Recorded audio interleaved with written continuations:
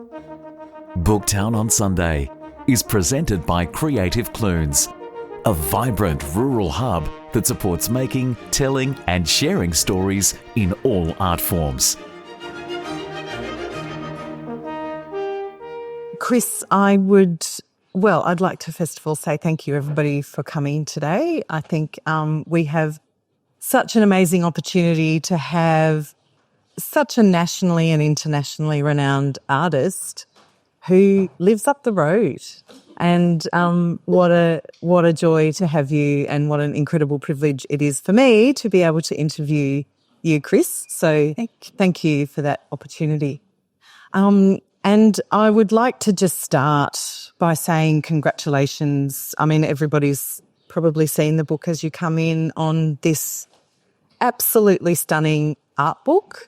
I think to me, I've been lucky enough to spend some considerable amount of time looking through it and reading the essays, the beautiful essays that are contributed to the book, and then also the colour plates in the book are just absolutely stunning.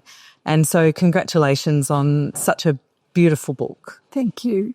I am really, sorry, I'm a bit croaky. I'm absolutely thrilled with this book. It's quite different.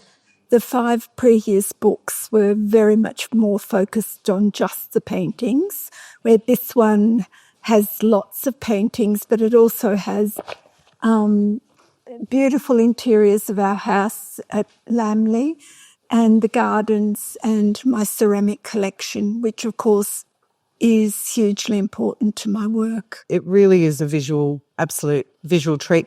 And well, what I'm hoping to do is actually, I think Criss has talked a lot about her art in the past, and her previous books have been about her art, whereas this one feels like a real celebration of the way life and art come together, and the way Criss has lived her life with David out at Lambley and Burnside, and how those places have become kind of completely integrated into the output. And I kept thinking when I was preparing the talk, I'll really try and focus on the house and the garden and the objects. And then, of course, it always comes back to the art. So we can't avoid that because it's that output that is what you're so well known for.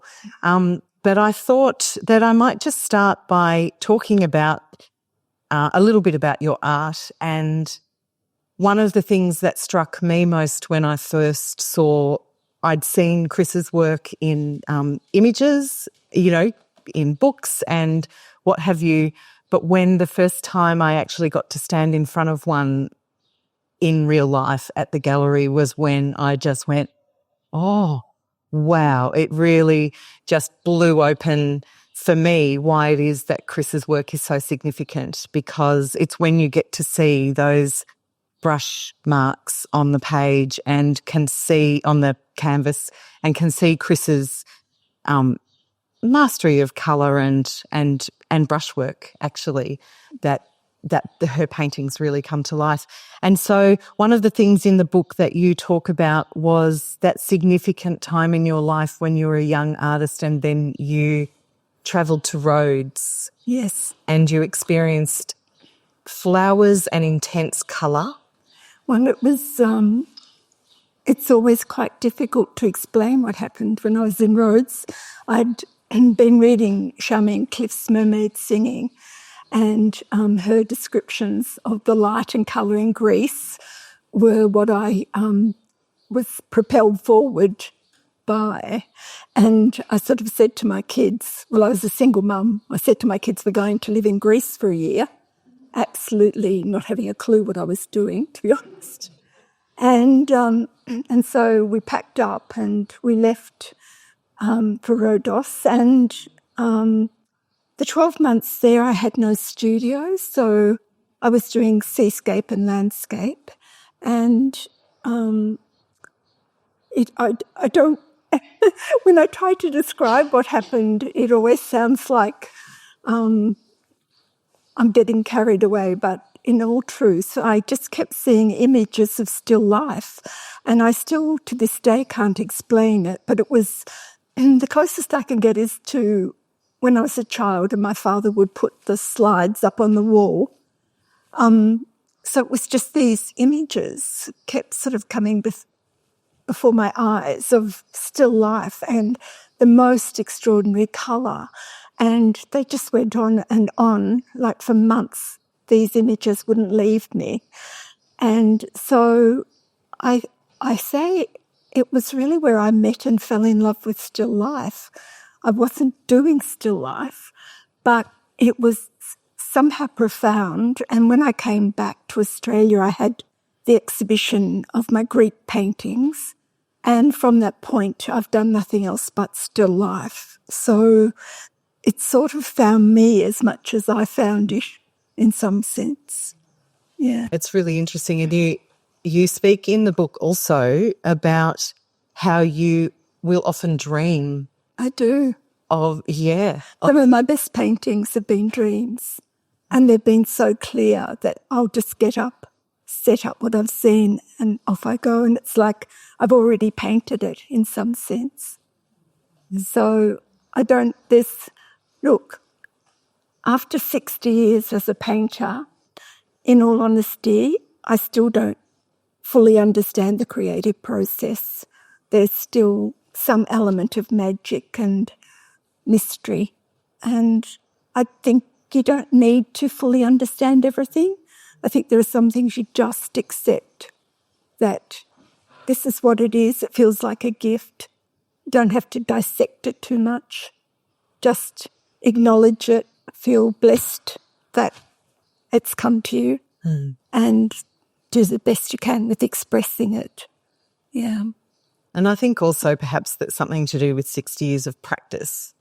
It might also inform that magic, because you really, in fact, the other thing that really struck me was when you talked about first seeing a Van Gogh in real life and a Monet in real life and how they open doors, particularly the brush work. Well, when you were saying, Rebecca, about seeing my work for the first time in the flesh, when I had that year in Greece, I went for 6 weeks to France and Amsterdam, and that was my first time overseas and my first time of seeing these paintings I'd only ever seen in books, and there is no comparison. There's not. And it's the humanity.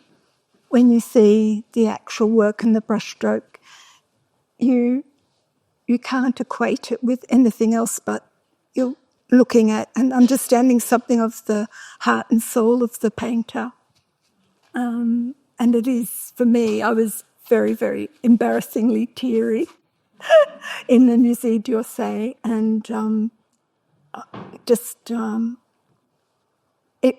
in fact, instead of feeling overwhelming and feeling, I could never do that, and I'm not saying I could do that, but I'm saying it inspired me more than discouraged me in any way. And in many ways, I think one of the things I enjoyed also reading about was actually how abstract your paintings are. Because when you first look at them, you think they are these perfect depictions of the flowers and the objects and the fabric. But actually, when you look closer into them, they're often made up of, those reflections that you capture in your work. They're often made up of 3 or 4 little brushstrokes that from a distance capture this depth of light. And so I just wonder if you could speak a little bit. I'm just looking quickly for a quote that David Glenn, Chris's husband, says that she catches the essence of flowers without being strictly botanical. And having that little insight was really wonderful for me, because I looked at them all again and thought, actually, yes, I thought I was looking at a poppy, but when you look more closely, it is a poppy. You've captured the essence of it. So I just wondered if you wanted to just speak a little bit to that way you set out to abstract the poppy, or is it you painting the way you see the poppy? Painting the way I see it, always. And I have had two engineers at one point at an exhibition separately, not known to each other, asked me if I had an engineering background, which I found fascinating. And that must be something to do with the way I've structured them and those abstract, strong sort of grids and things. I imagine I can't work out what else they were talking about. No, it's always, my son said something interesting once. He said, it's like you dissolve and go inside the flower and you're painting the flower as though you're inside it looking out. And I thought, oh, that's very profound. He was only about 15 at the time. But there was something to that. So whatever I'm painting, I am completely and utterly involved with it. There's no half measures, there's no shortcuts, there's no, oh, I have to do this quickly. There's none of that. I was saying to someone the other day, I'd rather not paint than ever compromise the work in any way, because I do consider it a gift. And so that's how I approach it. So do you ever get, partway through a painting and think this is not working? Well, during menopause, sorry. Sure, there's quite a lot of ladies here who can relate to that. But I really had an absolutely ghastly year where I'd start and I could not get from here to the end. I just burnt an awful lot of work. So Burnt it? I burn. If I've set the chimney on fire once. David was patiently, while I was in the studio, he's cooking, he was patiently putting these canvases. I said, I want to burn them. He's patiently putting one in at a time. And I came out of the studio and thought, what's he doing? He's so slow. And I sort of threw a pile of them into the fire and the thing just went up like it literally did. All the fire brigades came. And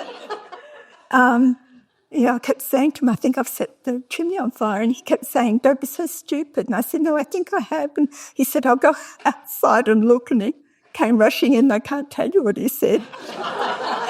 The fire brigade were called. And, so he's much wiser than me. Well, see, that's a real commitment, though, isn't it, to that pursuit of what it is you're pursuing, that if it's not working, it's... Well, rather than try and fix it or... Sometimes I can work through it. Sometimes it's quite painful if it's not working and you've got to work out what to do to make it right.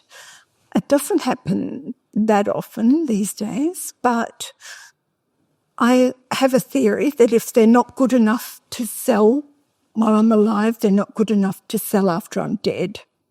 So it's quality control on my part, basically.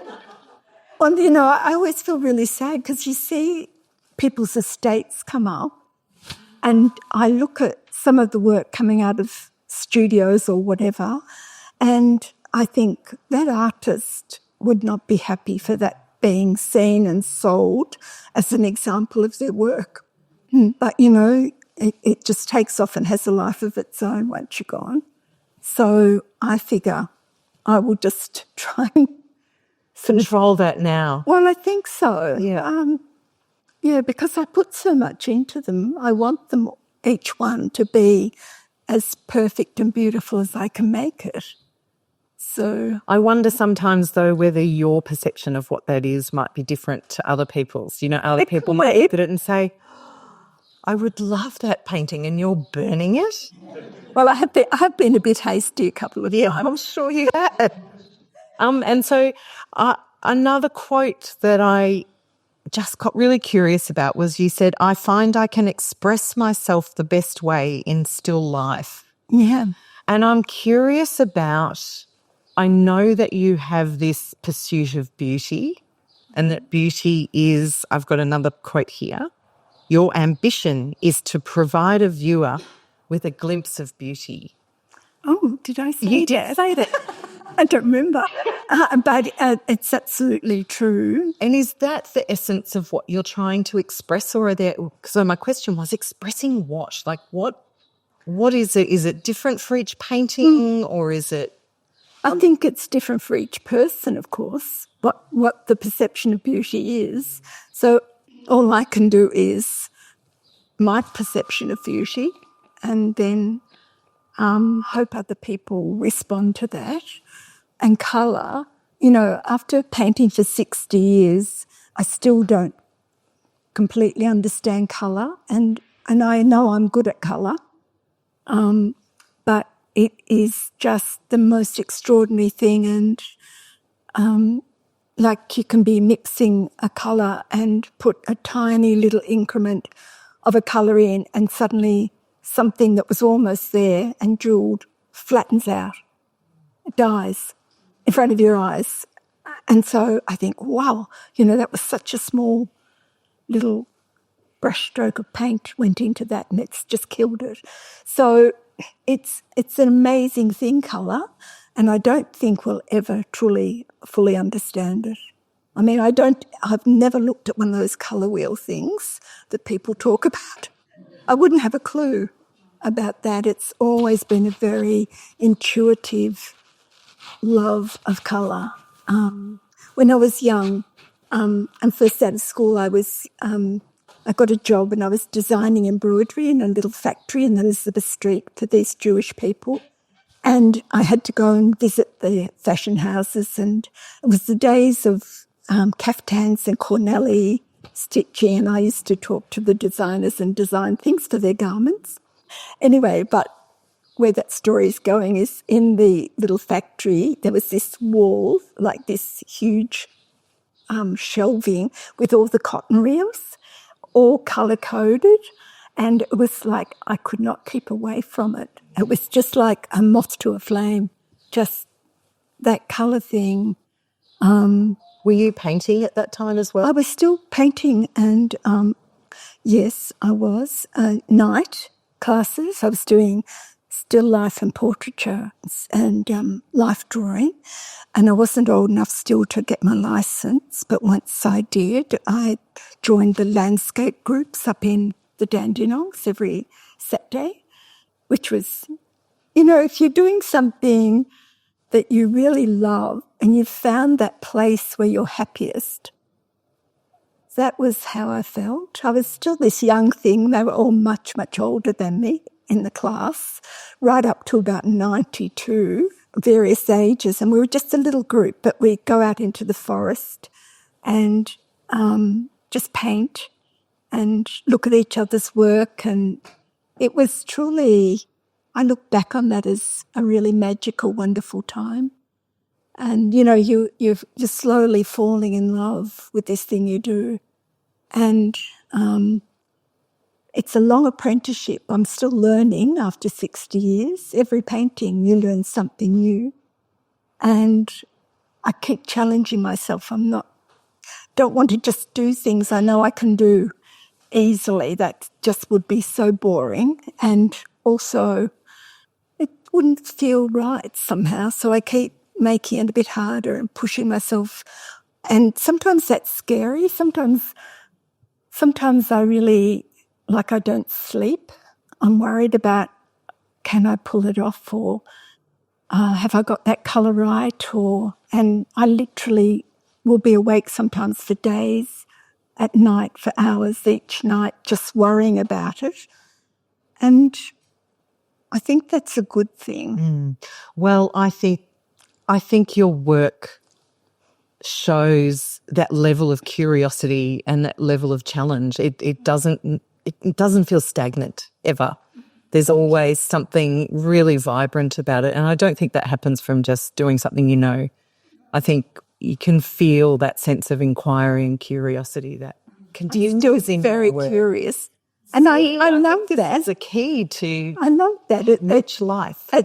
Well, I'm 77, and I often think, isn't it wonderful at this age to still be so curious about life, which I am. Yeah. I like to prod and poke and delve and truly understand things.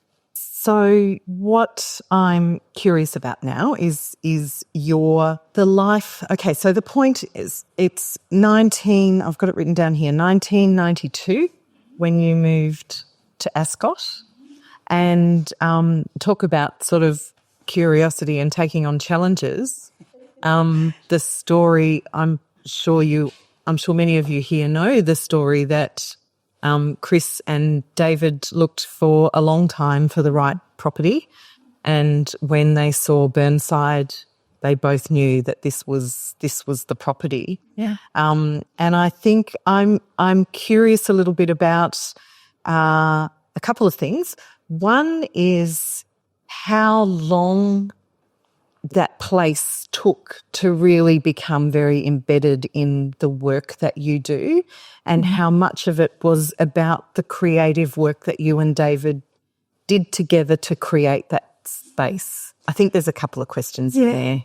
Well, it was quite a shock in a sense that we come from the Dandenongs, and we were under the big canopy of the tree and the green and the cool, and suddenly we're out in these dry grass plains because it was December we moved, and big skies, bright light, and very, very different.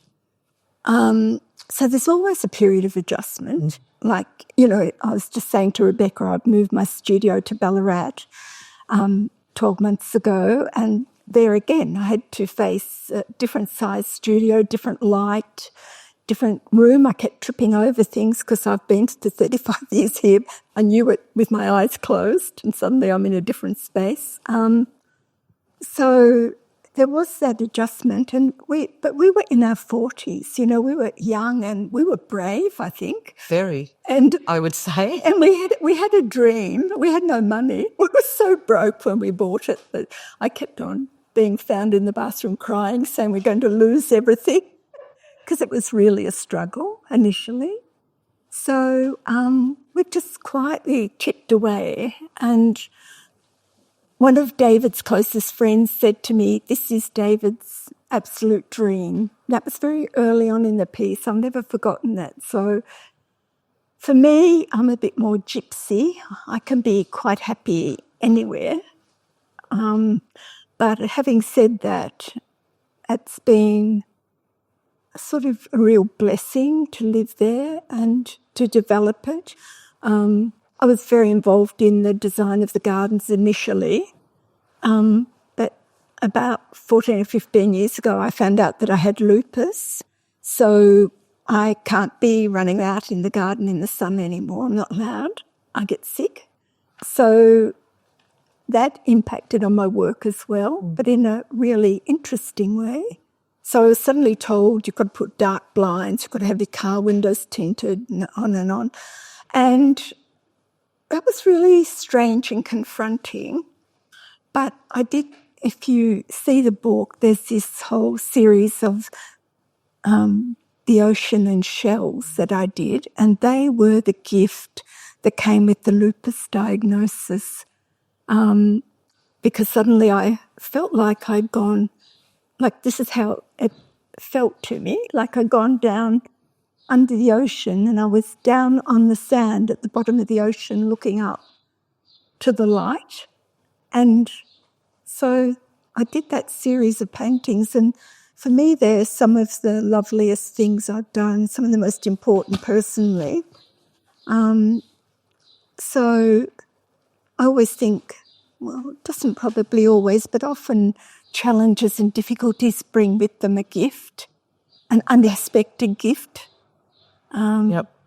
I'm trying to find those pictures. But back to Burnside, it's been a real labour of love, especially for Mr. Glenn. Like, his heart and soul are there, and those of you who have ever been on his garden tours will have understood how passionate he is about it and how generous he is. He's so generous with his knowledge. And that has extended to me as well, in that he grows things, especially for me to paint, that you won't find in the nursery, rare things. And you can't find them. They're in this area. They are. And I'm finding myself distracted trying to find them. That's right. And also he's explaining of like the markings on flowers to me and saying this is like this because the insect will go along that marking and go inside and then the pollen comes off on its back and then it goes. And so he makes it all so wonderful. And I'm sure I look at flowers in a whole different way because of David. I'm sure you do. Yeah. I mean, it feels like you've got your own walking, talking research sort of person. And so this leads me on to that curiosity I have about that collaboration with you and David.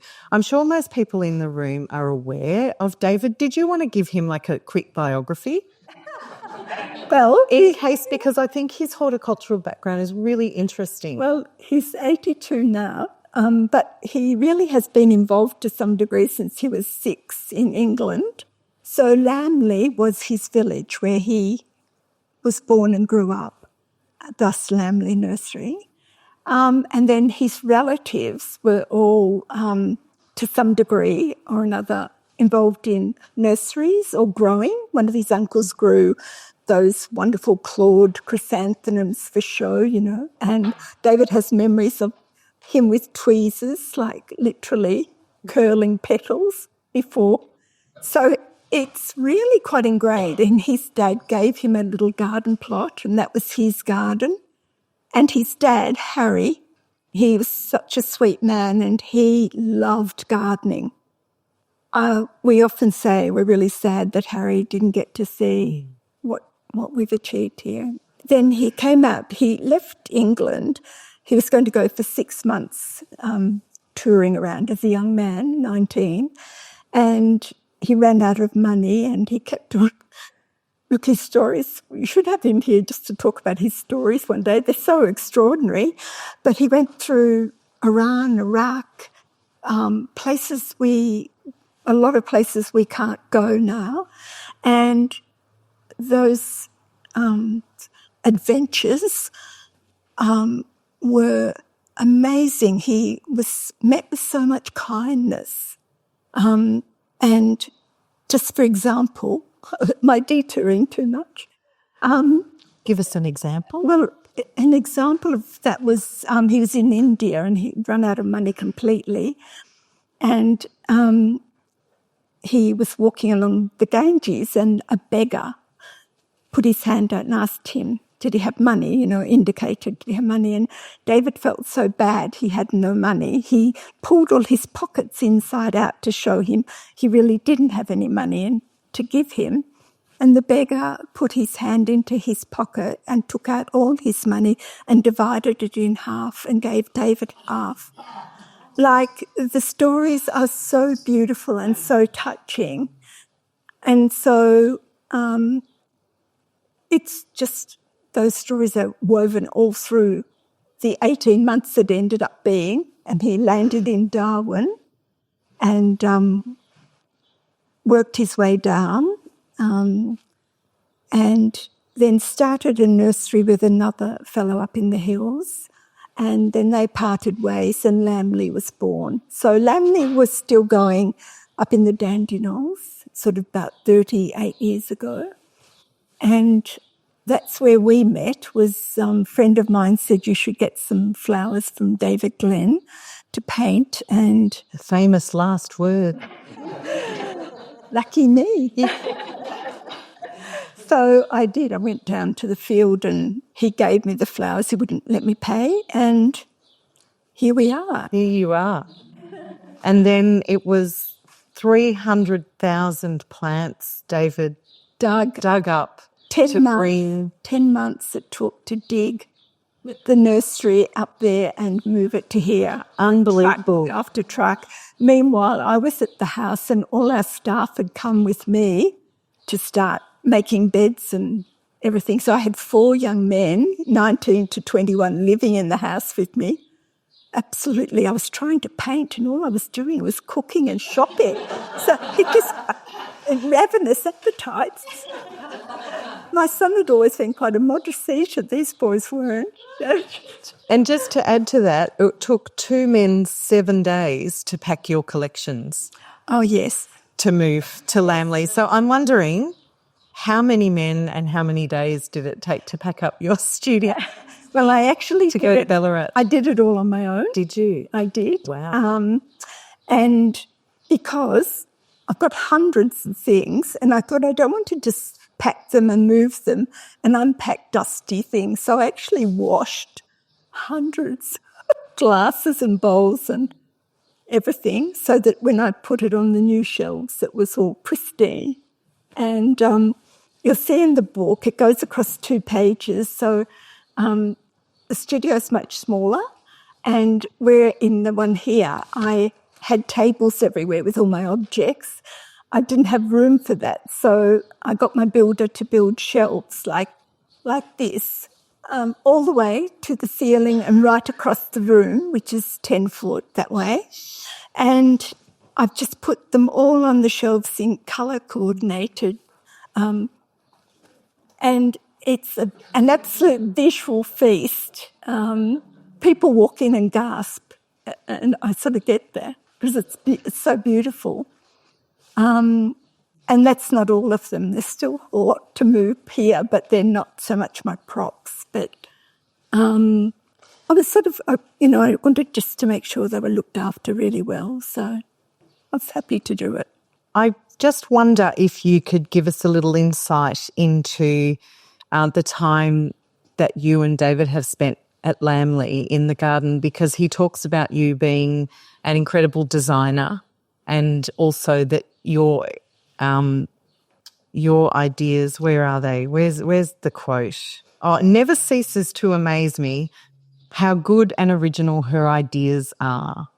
And I'm just wondering if you could, because I feel as though that you feed each other's creative work. We do. I wonder if you could give us a little opportunity of a moment, a little example of a moment of collaboration between you and David. Well, it's sometimes quite feisty. Right. It's not always calm and peaceful, those discussions we have. And, well, David's been very generous. Like, I guess why it's such a great team, or we are, is because I have the creative vision and he has this extraordinary horticultural knowledge, which I don't have. And so he's very generous in letting me express an idea. But sometimes he'll say to me, well, I know what you're doing. You're visualising that and that flowering together, and that would be beautiful, but it's not going to happen like that. So then I'll say to him, well, give me a list of the things you think will flower at the same time as that plant. And so it's almost like having a palette and putting the colour together.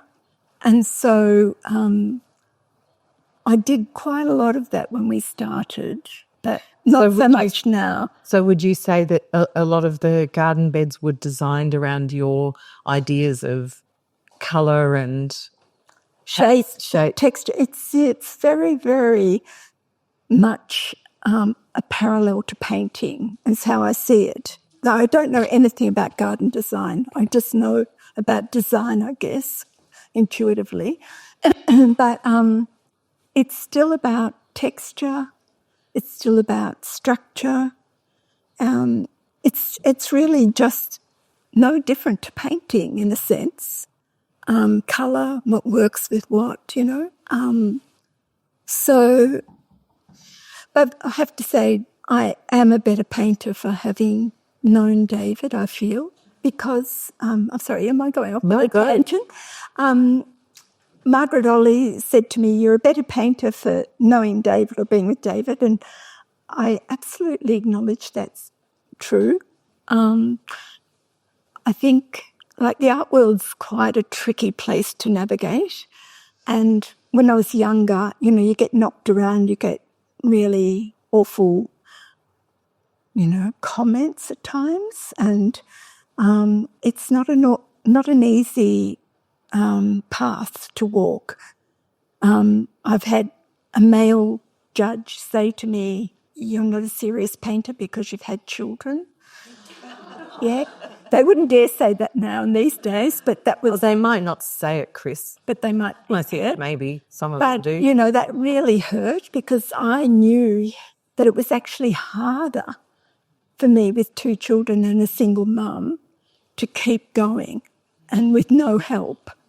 And I think also too, Chris, one of the things that is so admirable about your work is that throughout the whole 60 years, you've had this kind of strong connection with still life and also with colour and with flowers through times when those things were not fashionable. No, they weren't fashionable. And I think it's extraordinary to maintain your commitment to something that you believed so strongly in. Thank you. Yeah, I Thank think you for acknowledging that because I could see them look, and I'm sorry if I say, I could see their cogs going, oh, pretty girl, pretty paintings. I could see that. Yeah. And I thought, how dare you, because I can be quite feisty when it comes to my painting. I'm strong. I would like to see that. You do see it when you look at my work, really. And I have a question. I want to come back to that. So I'm just planting that seed. But you do need to have a bit of that self-belief and getting back to David, when I met him, I really lacked confidence. And he has always stood behind me and said, don't worry about what anyone else thinks. You just do what you do, be who you are. And, you know, he has been so encouraging and so just wonderful. I feel very blessed.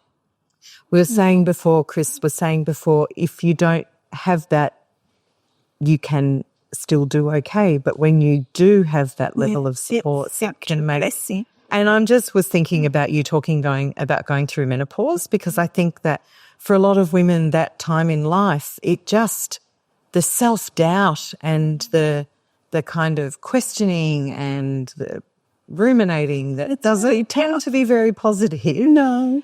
That external kind of support can be really, really vital, I think. Yeah. And I think that you can see, I feel like that hearing you talk about the way you and David work together comes through in your paintings, the way you talk about how you don't look at colour wheels and yet you look to nature for nature. You know, colours that shouldn't go together, that they do in nature, and so you put them onto the canvas. Well, that's critical, Rebecca. Like, nature has been the catalyst for my use of colour and just that reverence for nature. It's so extraordinary. I'm absolutely in awe of nature. And like you were saying, I would look at, now there's a flower called the sacred flower of the Incas. I don't know if anyone knows it, but it's about this long and it's tubular and then has a little fluttery thing happening. And it has this, like a barber's pole, in the hottest pink and the hottest orange. Think Indian, sari colours. And you look at this and you think, oh my God. And I look at that and I think, wow, like, okay. There'd be rules, you shouldn't put those colours together. They shouldn't work. But you see, it's all about the fine tuning. Like, you can just get those colours, one or the other, slightly wrong, and that will look ghastly. But this is your particular skill, I think. Well, I hope so. And thank you. Unfortunately, I've just been informed that there's sort of about 5 minutes. So I wanted to go back. There's 2 things I'd like to try and do in that 5 minutes. One is I want to go back to, I can't remember what the words were before, but you talked about really liking to paint willful flowers. And that's why it was you saying you can be quite fiery and willful, I imagine. It comes to your art, especially. Ask David. Yeah, David in the room next. We do. I'm wondering, having looked at, and we haven't spent any time talking about your objects and your collections, which is a pity, but have a look in the book because there's a really beautiful essay by Julie McLaren, who many people would know, who's sadly not at the Art Gallery of Ballarat anymore. No, it's really a loss. And so I wondered, do you find there are willful objects? Oh, no, not really. Okay. Not really. It's more like if you're painting, I never photograph. So anything I paint is painted from the live material. And that's very deliberate in that I think you are acknowledging that energy, that life force that a living thing has. And I think you achieve something much more beautiful and meaningful in some sense working from the actual flower. Not a photograph always feels to me like, well, you're sort of copying. And you're not watching, like talking about willful flowers, like poppies and nasturtiums are probably the worst for being willful. And you can go out and have a cup of tea and you come back in and suddenly they're not where they were when you left. And, you curse, but you give them a poke and a twist and a prod and usually can get them back. But I love that challenge, that they don't just do what they're told. And so do you find then that objects are a little more, there's a different approach to painting objects? Very different. Yeah. Very different, yeah. Because they're static? Because they're static and they sort of, I guess, both are 3D, but the objects seem, with the objects you're trying to get that real sense of the weight of the ceramic and the roundness or flatness or whatever is happening. I guess they're sort of the same in a sense, but one is a living thing and one is not. But I love my objects. It's often an object that I'll find that will spark a new painting. Oh, interesting. And once I find that object, I can't get it out of my head. I was driving up to Pomona and I stopped in at this little junk shop and I found this fabulous red enamel teapot, most beautifully designed thing. And I thought, $40, that can't be right. That can't be right. And I sort of found myself grabbing it like he's going to take it off me and say, no, it's $400. As I'm holding on this teapot and I took it up and no, it was $40. And so I put it on the floor next to me and I'm driving and I kept looking at it and my head was just composing a painting the whole way to Pomona and back. So the objects, yeah, are hugely important. That sounds like they speak to you in a different way. And so the Pomona reference is a great segue to it's going to be the final thing that we talk about for now, till we open up for questions. Criss was telling me before we started talking about the largest painting that she's done for about 2.5 decades. And it's a recent painting, and I thought it'd be really lovely for us to hear from Criss about where she is right now. And this painting is called After the Fires. After the Fires, Pomona, 2024. So for the last almost 30 years, I've gone to Pomona at the base of the Grampians and collected my material for native flower paintings. There were two people there, two families that you can't collect out of the bush. You're not supposed to do that. But these people both had really extensive gardens planted with native beautiful banksias and gums and whatever. And over that time, I go and they just both say, look, take whatever you want, just make yourself at home. And I'd pick beautiful, pristine material. This is the thing, trying to buy it from a florist that's been in a cool room, it's been squashed, where I had this opportunity to just pick beautiful shaped branches. And they were so generous, and then they'd sit me down and make tea. So over that time, I grew really fond of these people. They were just so kind. And during the fires, both of them lost their homes. Well, 48 houses burnt to the ground in Pomona. Half of Pomona is no longer there. And I heard this via someone who knew them and me. And I was absolutely devastated. And I hadn't lost my home, and I thought, what is that like if you are actually the one to lose your home? So a few months after the fires, I decided with trepidation to go back up. And I went up and I sat on the road in my car crying, and all I could see where my friends' houses were, this side and that side of the road, was acres of grey ash and nothing. If I say nothing, nothing. It was so confronting. It was just hard to put into words how awful. And so I was just turned the car, was heading back to the highway to come back, and I almost at the highway just saw this huge burnt banksia bush, and it was probably the height of that window, and it was black, charred black, with these huge, beautiful sculptural cones. And the cones, after the fire, the pods had opened, so they were charred black with these exquisite interiors on all the little pods of this jewelled amber colour. And so I didn't know these people. I went and knocked on the door and said to the man, oh, I'm Criss and I paint and blah. And I said, could I have some of the cones to paint? And he was so great. He'd lost all his garden, but they'd saved the house. And he got his saw and came out and said, you point, I'll saw. And, even that, I'm thinking, these people, after all this loss, there's still this generosity of spirit. It's really moving. So I got my beautiful cones and headed off down the highway to the studio. And I got back and I thought they were quite large branches, and I didn't want to diminish them in any sense.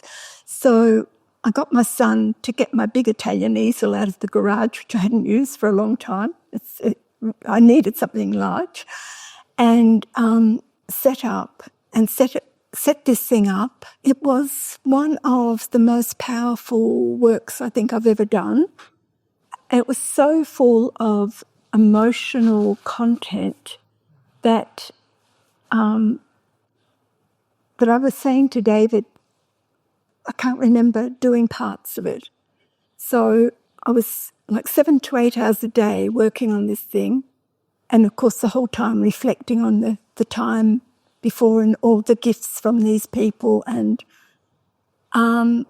so the painting, I'd sort of divided the thing up so that the 2/3 to the left, I did the colour of the fire behind the black cones, and on the other side I used the paint almost like it was smoke, and I did circular movements in the paint, which you can't see unless you see it in the flesh because it's been reduced to a tiny image where it's been reproduced.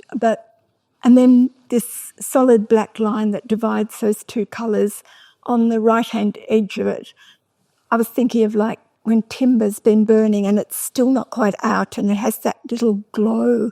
So there's this very subtle little glow of this pinky orange down, just going into the smoke. And the vase I chose looked like it had been through the fire, had this amazing dripping glaze in sort of blacks and burnt browns and rust colours. And across the bottom I did a fabric with tiny little squares, black and a sort of a burnt, lovely sort of burnt, warm brown colour. And for me, that fabric represented, each black square represented the house lost. So it was half burnt. Pomone was half gone. And so every black square represented a house. So my gallery, I didn't tell them I was doing this painting because usually they're curious about what I'm up to.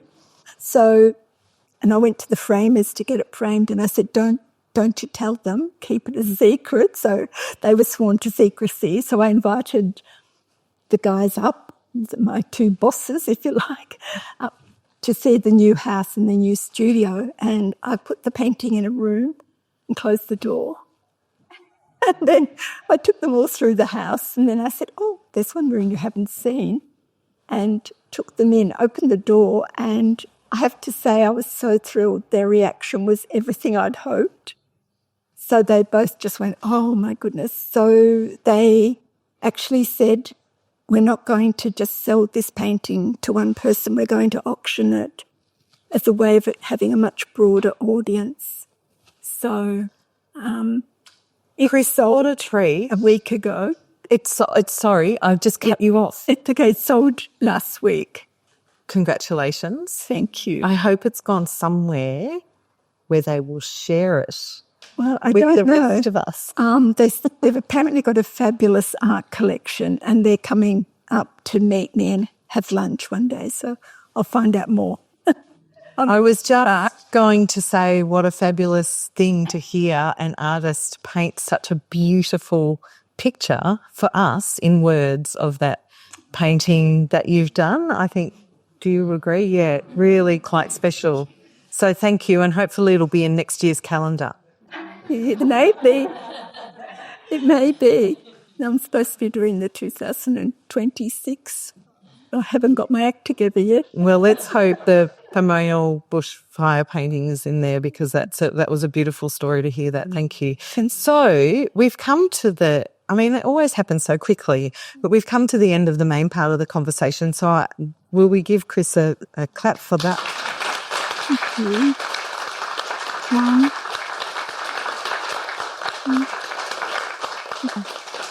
Thank you, Chris. You're such a generous sharer of your process and your work and your life. So capped off by that beautiful story at the end. Thank you. Thank you, Rebecca.